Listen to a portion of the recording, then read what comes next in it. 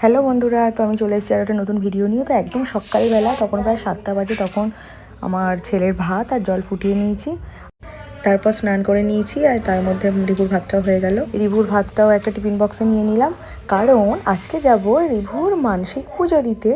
মানে রিভুর জন্য আমার মা ঢেলা বেঁধে রেখে এসেছিলো, তো রিভুকে কোলে নিয়ে এবার সেই ঢেলাটা খুলে রেখে আসবে আমার মা, আর সাথে বাতাসাও ছড়াবে আর অঞ্জলি দেওয়া হবে। সেই জন্য একদম ঝটপট সকাল সকাল রেডি হয়ে গিয়েছি। এই যে আমরা পুজো দিতে যাচ্ছি। মানসিকের বাতাসা হয়তো শাড়ি আছে,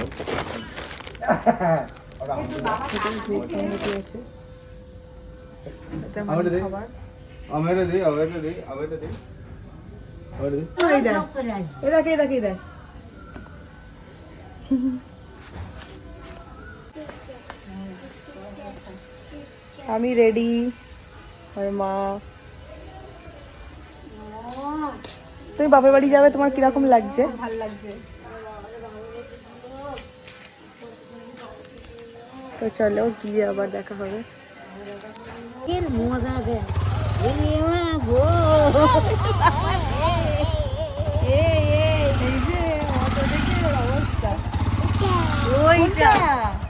তুই যাবি তুই ঠিক জানিস, তুই জানিস ওটা যায়। তারপর যাওয়ার পথে ঠাকুরের জন্য মিষ্টি নিয়ে নিলাম আর জবার মালা নিয়ে নিয়েছি। আর এদিকে বাবা ফল কিনতে গেছিলো, ফল টলও নেওয়া রেডি। এবার যাওয়া যাক। তো এই রাস্তাটা মানে জন্মে থেকে এখনো পর্যন্ত আমি দেখলাম না যে এই রাস্তাটা ঠিক হয়েছে। তো আমার মা পাশ থেকে বলছিল, তুই জন্মে থেকে কি, আমি জন্মে থেকেও এখনো পর্যন্ত দেখিনি যে রাস্তাটা ঠিক আছে। এরকমই অবস্থা। তো এই রাস্তা, এই সব বড় বড় ডোবা হয়ে গেছে। তো এই সব বের করে আমরা পৌঁছে গেছি আমার মামার বাড়িতে।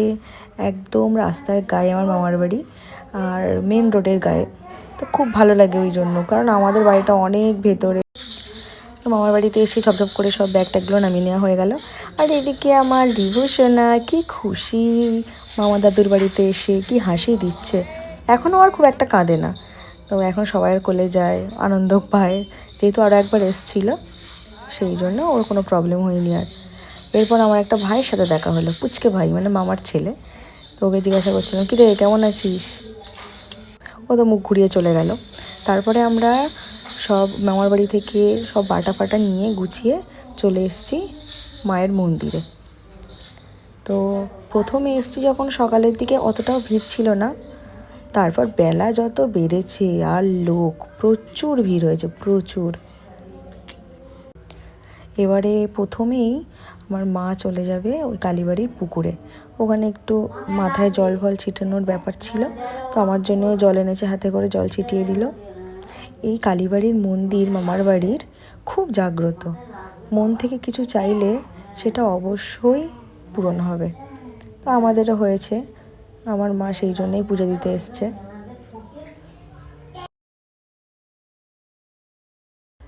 এবারে আমরা মন্দিরের ভেতরে যাব। তো মায়ের মন্দিরে গিয়ে একদম মনটা শান্তি হয়ে যাবে।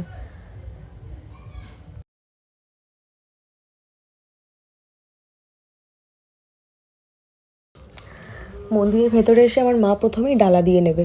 তো মামার বাড়ি থেকে বাটা ফাটা সব আনা হয়েছিল। মায়ের দুদিকে দুটো ডালা দেবে, সেই জন্য দুটো ডালা রেডি করলো ফার্স্টে।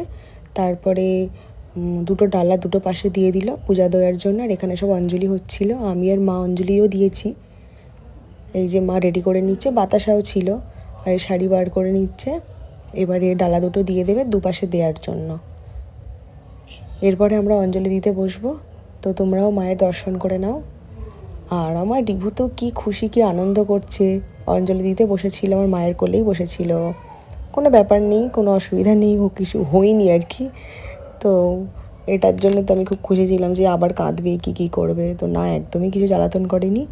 এরপর শুধু লোকটা দেখো, আরও ভিড় হয়েছিল পরে। এরপরে ওর সংকল্প করা বাতাসা নিয়ে আমার মা ছড়িয়ে দেবে, কিন্তু তার আগে মন্দিরের সামনে ধূপ মোমবাতি ঘুরিয়ে সেগুলো দিয়ে দেবে। আর মায়ের মন্দিরের সামনেই আছে বাবার মন্দির, বাবা মহাদেবের মন্দির। তো সেখানেও মা ধূপ মোমবাতি ঘুরিয়ে দেখিয়ে নেবে।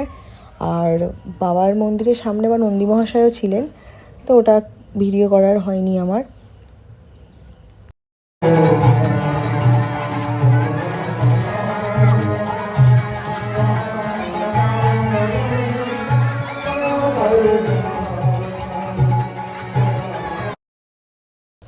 এই যে মা সব মোমবাতি তো দেখিয়ে নিল, এরপরে চলে যাবে বাতাসাটা ছড়ানোর জন্য।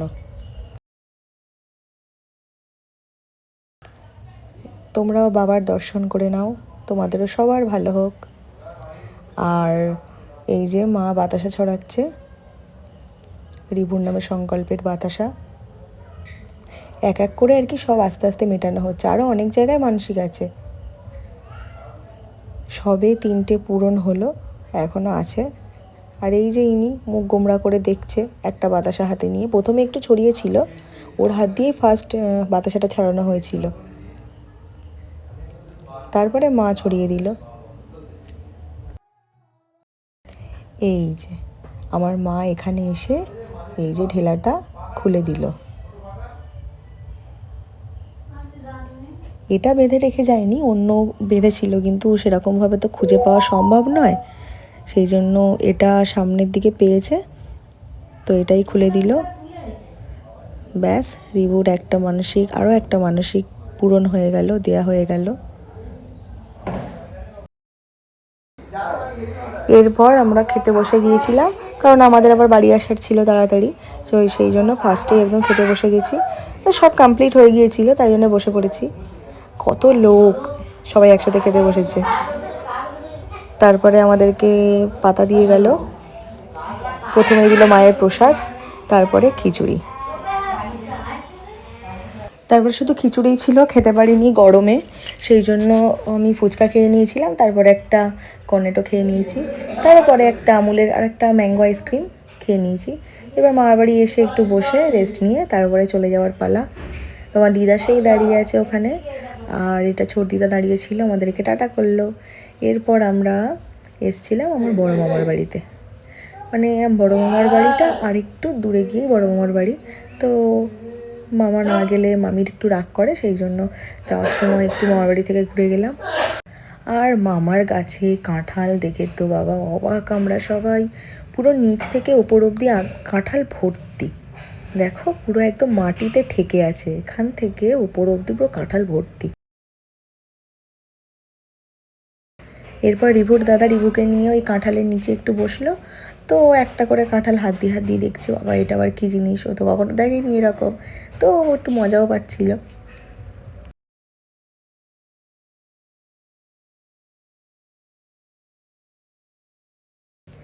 তারপর বড় মামি বললো তোমরা বাড়ির জন্য একটু এঁচড় নিয়ে যাও, সেই জন্য বাবা উঠে পড়েছে একদম গাছে এঁচড় পাড়তে।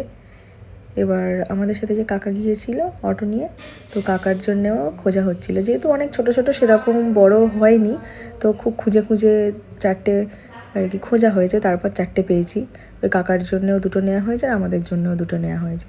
তো একটা এত উপরে, বাবা সে অনেক উপর থেকে তারপরে এঁচড়টা পারলো।